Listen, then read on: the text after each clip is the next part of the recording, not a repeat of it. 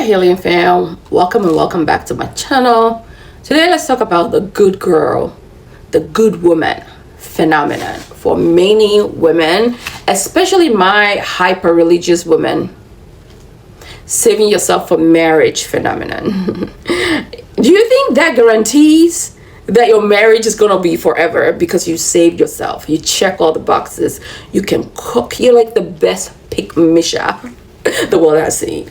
You auditioned on Sundays instead of putting that energy into your career, into your future, to your business. You spend that Sunday proving to him and to his mama that you'll be a great wife. You not rock the boat. You're very demure, very, very, very intentional about keeping your emotions all tucked under, even though you're dying inside. You auditioned as to how you can wake up at 4 a.m. and you can clean the whole house, wash all his underwears and just hang it on the dryer, and the air is blowing it, and he wakes up and he has breakfast ready. You're serving it to him, and you're going and you're bowing, and then you're the best schmecks giver as well, and all the things, and you can be the greatest mom and wife, and if only he just picks you and just keeps you there and picked you and just saves you for the world, from the terrible, terrible world, and keeps you forever. Let's talk about it. How, this videos that I'm going to teach here. Let me know your thoughts and opinions. I would love to know what you think about. 30 good years, she saved herself. She didn't have any pleasure. And let's talk about the fact that a lot of women are shamed for wanting pleasure, if you know what I mean. Pleasure, schmecks. And being okay with wanting pleasure. It's not only a male thing, but a female thing too. And it's okay.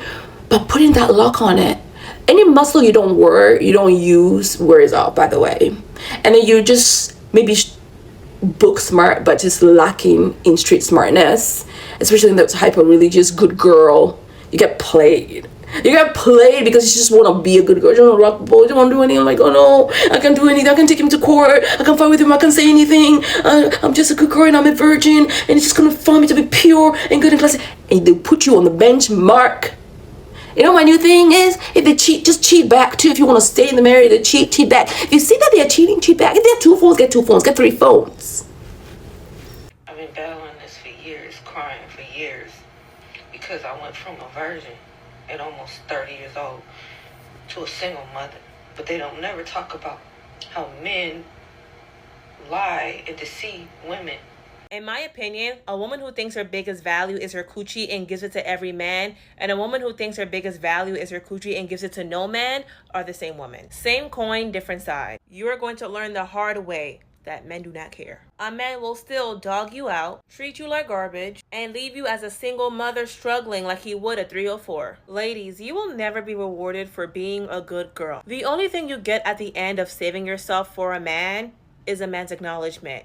And a man is not a prize. A man will not love you more, treat you better, not cheat on you, or be a better husband just because you held out on dating and experiencing intimacy with men before him. And if we're being honest here, I feel like there are certain types of men that look for women like that. Women who are religiously male-centered, women who feel like they are better than the next woman because she has not slept with men, and women who are inexperienced and can be easily manipulated. Now, I'm not saying that as a woman you need to be giving your goods to every man that you date. Far from that. But we need to acknowledge that men, society, and religion do not want the best for women. So stop giving them so much power on what you should be doing with your own body.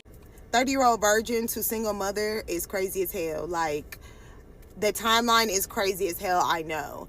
But to wait your entire 20s and get to your 30s and decide to finally give it up, and the first man you give it up to turns you into a single mother, a baby mama who says she is in survival mode.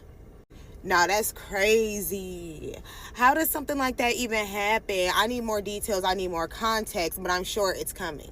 All right, so this black woman looked traumatized, y'all. She got a blank stare, staring at the screen, mug on her face, bun to the back, looking tired, wore out, stressed out, and just at her wit's end.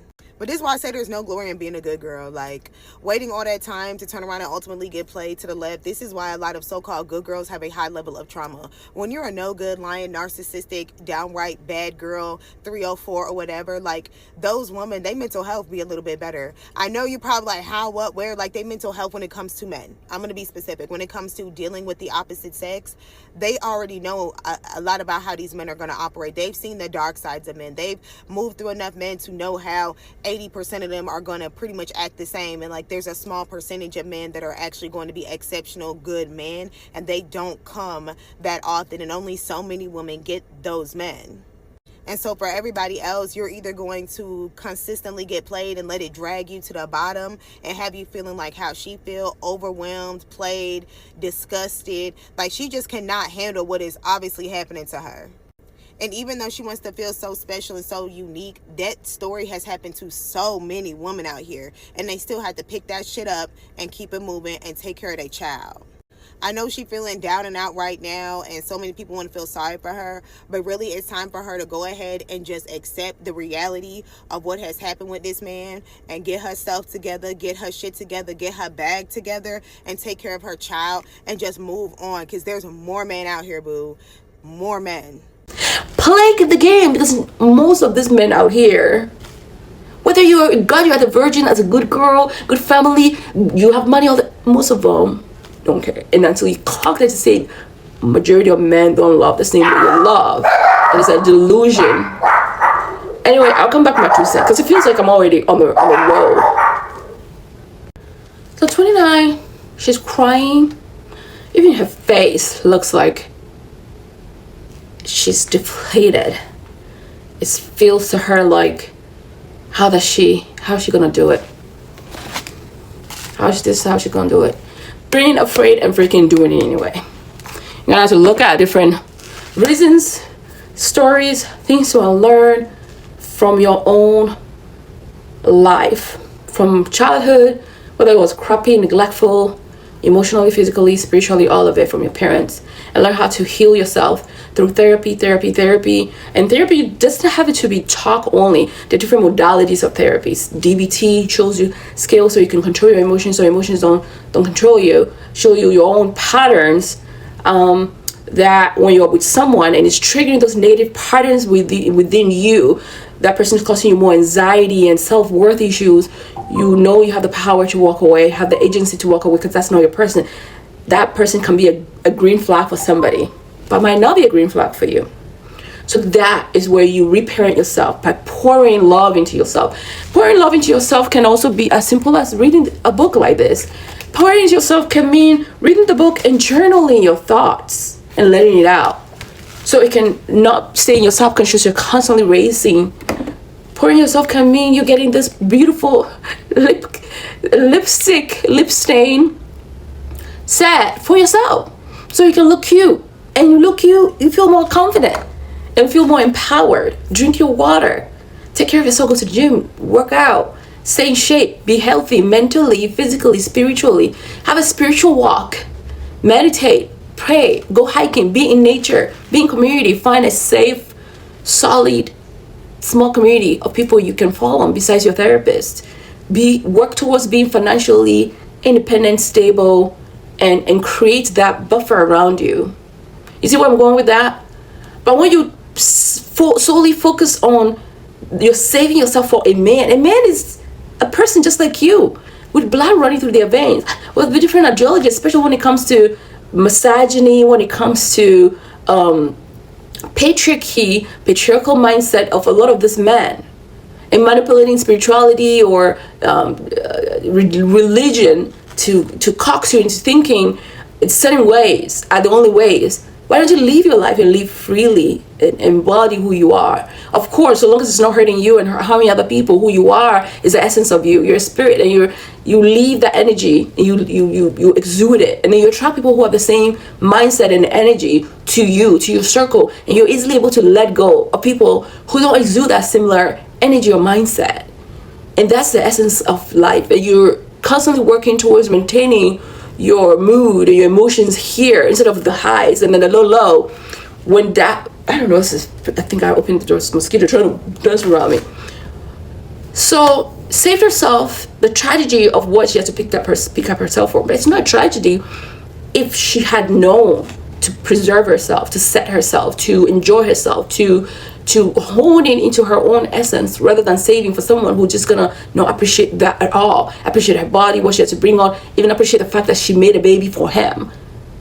A lot of men will say, we want good women, we want women who are virgin, all this stuff, we don't want the 304s. But yet when they get that woman, they don't even know what to do with it, because they don't love themselves. How do you expect somebody to love you when they don't even love themselves? You got to see it like that. Love on you.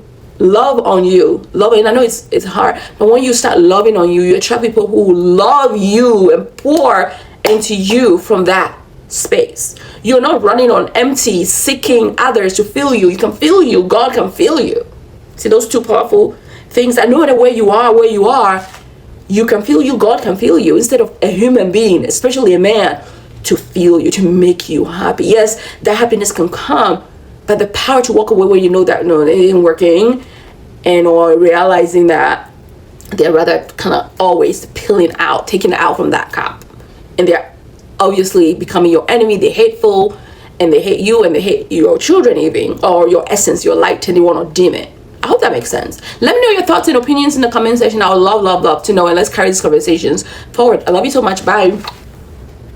I was having a conversation with one of my friends recently, and she was asking me about my virginity. If you are new here, I am a virgin. I'm waiting until marriage, and I am 29. Literally, I'm going to be 30 in a couple of months, so I might as well be called a 30-year-old virgin from now. And we were talking about how it translates in dating, because of course guys ask questions like, you know, you're going on a date with someone, you start talking to someone, and they want to know why you're a virgin, why you're waiting, what's the whole meaning behind it. And there's so many people who can relate to me, but I always find that they are either Muslim or Christian. They're not doing it for the same reasons as me, which comes across very audacious, especially to men, because they're like, it's not real. Like, I literally had a guy say to me recently, like, it's not a real reason. Like, you're not Christian, so why do you think you can make that decision? And I was like, excuse me. And there are people who want me to just have a religion. Like, just have a religion, you'll find a husband. And I'm not going to say that's never crossed my mind. I have tried to fit myself into this kind of pocket where, okay, this is how I get my dream come true, right? I get a husband, I get children. Me having to make this decision, and I say having to because it didn't feel like it was so much of a free human choice. Like, it felt like it was higher than me. And as time has gone by and I've understood myself more through this, it definitely is higher than me. I had to learn self-worth through this. Like, this is the area of my life where I learned to appreciate myself. Being asked questions like, well, what makes you think you can make that decision, affirms in me my right to make the choice for myself. I am enough as I am, and I don't need the backative of any text, of anything else to validate my self-worth. And I don't even know the point of this video, I'm just chatting my business, but I will say, as much as sometimes I question, like, God, are you sure this is what you want me to do? Like, are you sure this path makes sense? It reminds me, the world was not created and changed by people looking outside and deciding, okay, I'm gonna follow my heart. You follow your heart from the inside out, not the outside in. It's taught me how to love myself and have self-worth that I never had before, so that the decisions that I make now, the person that I choose, the family that I create for myself when that time comes, they're going to be from such a healthy space that no matter what we go through together, I would know that I've given them a foundation that I didn't have myself. And I created it all through this, from this one area of life that I stood on business in. Hopefully, I don't have to wait a million years longer, but even if I do, it's okay, because it's taught me to love me so much. So I ain't lonely. I'm with the best in the biz. Oh, you mean to tell me I gotta pay all my bills, pay all her bills, make her happy, go to work, still give her all the attention in the world, and I just get some deal off? I don't want it. It ain't worth it.